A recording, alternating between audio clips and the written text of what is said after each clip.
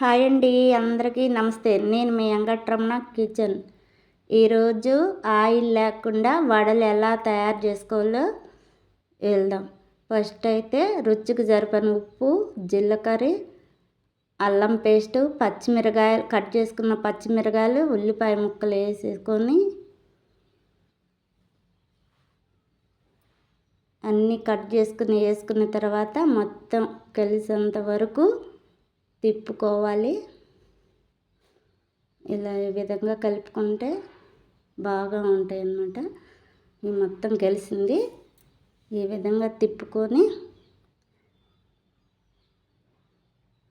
వంట సోడా కూడా వేసుకొని మొత్తం కలిసేంత వరకు తిప్పుకున్నాం. ఇంకా పొయ్యి మీద దోశ ప్యాన్ పెట్టుకొని కొంచెం ఆయిల్ యాడ్ చేసుకొని ఈ విధంగా వేసుకోవాలన్నమాట.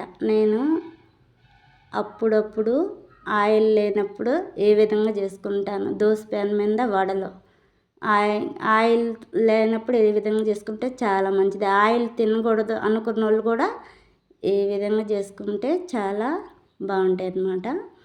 వీటి మీద మధ్యలో హోల్ పెట్టుకోవాలి. హోల్ పెట్టుకుని మొత్తం విధంగా ఆయిల్ వేసేద్దాం. వీటి మీద స్పూన్తో ఆయిల్ వేస్తే ఈ విధంగా చక్కగా కాలుతాయి అన్నమాట.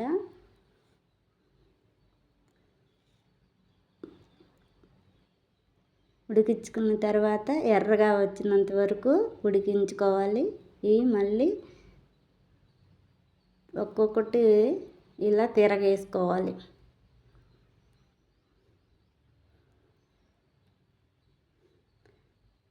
తిరగేసుకున్న తర్వాత మొత్తం ఒక ప్లేట్లోకి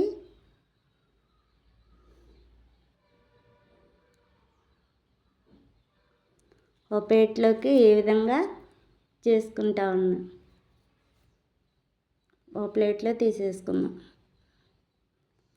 చూస్తుంటే ఎర్రగా వచ్చేంత వరకు చాలా బాగున్నాయి కదా, నైస్గా కూడా ఉన్నాయి. ఇంకా మధ్యలో హోల్ పెట్టుకున్నాం కదా, ఈ విధంగా చేసుకుంటే సూపర్గా ఉంటాయి. చాలా మెత్తగా కూడా ఉంటాయి. చూస్తుంటే నేను నోరు ఊరిపోతుంది.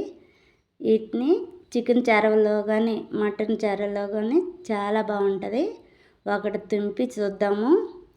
చూస్తుంటే మెత్తగా దూదిలాగా ఉన్నాయి. ఈ విధంగా చేసుకుంటే సూపర్గా ఉంటాయి. నచ్చితే ఒకసారి ట్రై చేయండి. నాకు సపోర్ట్ చేయండి. లైక్ కొట్టండి. బాయ్.